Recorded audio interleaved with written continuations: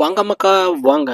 Welcome to Muthuraja vlogs. நம்ம டெய்லியும் வேலைக்கு போகிறோம், சம்பாதிக்கிறோம். அந்த பணத்தை வச்சு நமக்கு தேவையான உணவு, உடை, உறைவிடம் இது எல்லாமே தேடிக்கிறோம். ஜஸ்ட் 1 மினிட் யோசித்து பார்ப்போமா? இது எல்லாம் எங்கே இருந்து வருது? யார்கிட்ட இருந்து நமக்கெல்லாம் கிடைக்கிது? இங்கே ஏகப்பட்ட டெக்னாலஜிஸ், ஏகப்பட்ட டிபார்ட்மெண்ட்ஸ், இதையெல்லாம் வளர்ச்சின்னு நம்ம சொல்லிக்கிருக்கோம். அதை நோக்கி நம்ம போய்கிட்டு இருக்கோம். சீமான் ஐயா சொல்லியிருப்பாரு, தம்பி நீ 4G 5G எல்லாம் வச்சுக்கப்பா, கஞ்சிக்கு எங்களை தேடித்தானே வரணும். விண்வெளிக்கே ராக்கெட் விடலாம், அதில் வேலை செய்கிறவங்களுக்கும் சாப்பாடு விவசாயிக்கிட்ட இருந்து தானே போகணும். நீ டாக்டராரு, இன்ஜினியராரு, ஏன் சாஃப்ட்வேரில் கூட வேலை பாரு, ஆனால் சாப்பிட்டு தானே வேலை பார்க்கணும். Giving money, getting food, this is not a statement.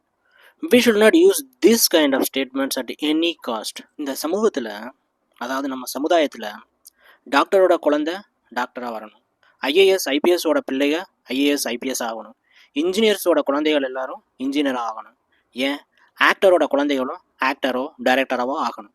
இதை விட எங்கள் டாடி ஒரு விவசாயி. விவசாயம்தான் பிறந்ததுலேருந்து இப்போ வர. அவரே சொல்கிறாரு, நீ டாக்டராகு இல்லை இன்ஜினியராகு, நீ எதுவாக வேணும்னாலும் போ, படி, முன்னேறு, ஆனால் விவசாயம் பண்ண மட்டும் திரும்ப வராது. அனைத்து விதமான தொழில்களுக்கும் வளர்ச்சிகளுக்கும் மூலதனமாக இருக்கிறதே இந்த விவசாயம் தான். இந்த விவசாயம் இல்லைன்னா இங்கே டெக்னாலஜி வளர்ச்சி இருந்தும் எந்த ஒரு பிரயோஜனமும் இல்லை. அப்படிப்பட்ட விவசாயத்தை யாரும் விரும்புகிறதே இல்லை. இதுக்கெல்லாம் என்ன காரணம்னு யோசிக்கும் போது தான் தெரியுது, இந்த விவசாயம் இன்னும் அங்கீகரிக்கப்படாத நிலையிலும் அவர்களோட பொருளாதாரம் இன்னும் ஏழ்மையிலே இருக்குன்னு. இதுக்கு வேற என்ன காரணங்கள் இருக்கு நண்பர்களே? நீங்களே சொல்லுங்க.